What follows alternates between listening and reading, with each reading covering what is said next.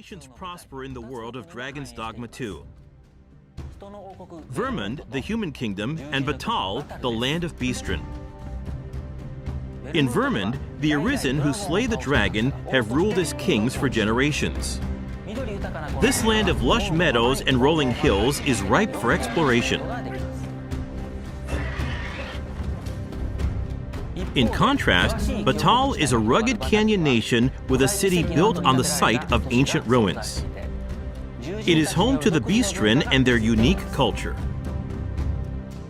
The nation of Batal offers players a different experience from the human kingdom, with diverse environments to explore and monsters to encounter. In your adventures, you might come across people who call out to you. Oh, have you some business with the apothecary, sir? Other times, you might receive quests from people who you aid. Thank heavens. Thought I'd ne'er make it. If I might be so bold as to impose upon you again, would you be willing to accompany me to the cenotaph and safeguard me from harm? Pawns with knowledge of a quest may be able to guide you to the right location, but it is up to the player to decide whether to follow them or not. Pawns support you throughout your adventures and may come to your aid when you are in trouble.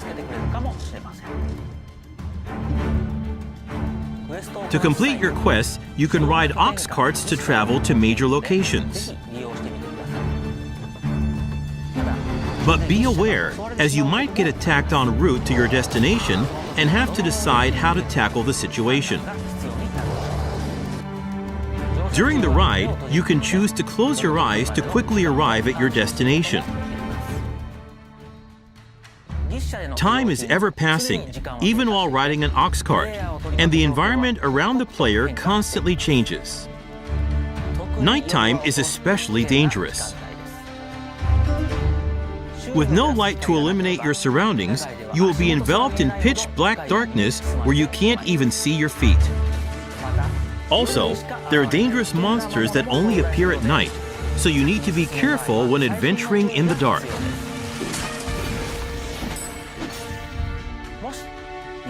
If you have a camping kit, you can find a campsite to spend the night and recover your health. Good evening, Arisen. 'Tis the honor of my life to share your journey, Arisen. To wrap up, I'd like to introduce some advanced vocations that become available as you progress in the story. The Mystic Spear Hand combines magic attacks and weapon-based physical attacks. A good all-rounder, they use their duo spear at close range and magic at long range. They can also use magic to block an enemy's movement or throw multiple items at once.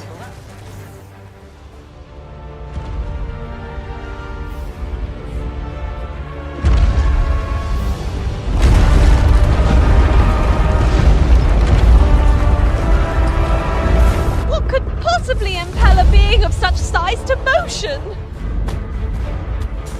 I cannot but fear 'twill bring ruin wherever it treads. We shall halt it together!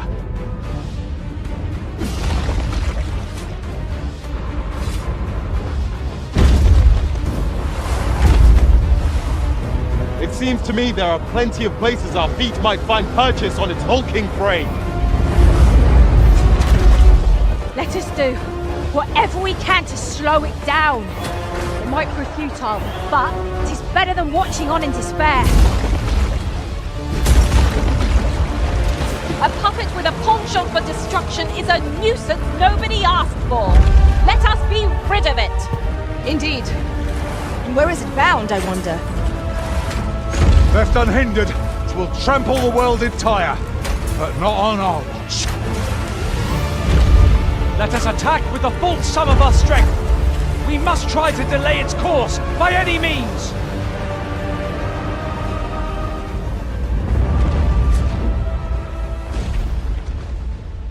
Of course, you will be able to change your vocation at any time by visiting vocation guilds. For now, let's look at the fighter vocation.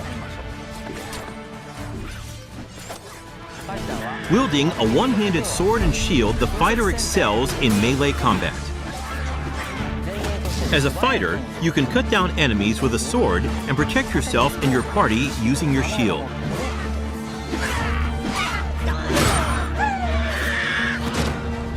As we keep going, we can see some harpies in the distance. As an archer, you'll be better suited to take down enemies above you. Let's see what they can do. The archer is a vocation that uses a bow and arrow to attack enemies from a distance. Make full use of your arsenal, including exploding or blighting arrows. You can also aim at your enemies like a third-person shooter. The monsters of Dragon's Dogma 2 behave organically in the world around them, and will even react to players by using their wits against you. Next, I would like to show you the mage in action. Mages excel at long-range magical attacks, as well as healing and support spells that bolster your party with various enchantments to give allies an advantage in battle. The more advanced and powerful the magic is, the longer the incantation will take.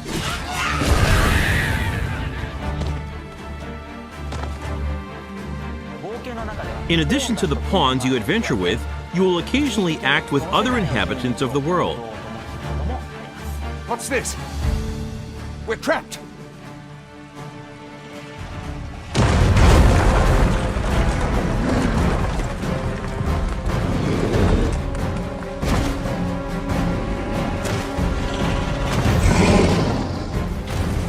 Lastly, let's take a look at the thief.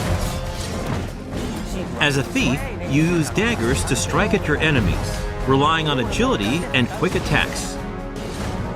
Use Swift Step to quickly move away from enemies after an attack. The key strategy for the thief against massive monsters is to find openings and cling on to the enemy to deal damage.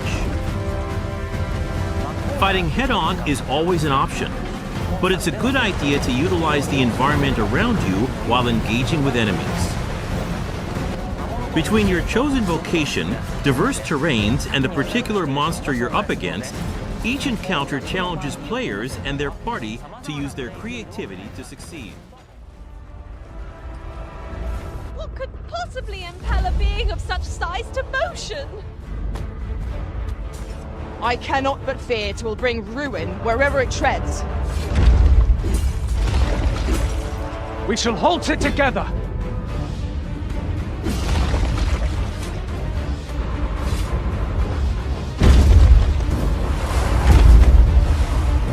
It seems to me there are plenty of places our feet might find purchase on its hulking frame. Let us do whatever we can to slow it down. It might prove futile, but it is better than watching on in despair.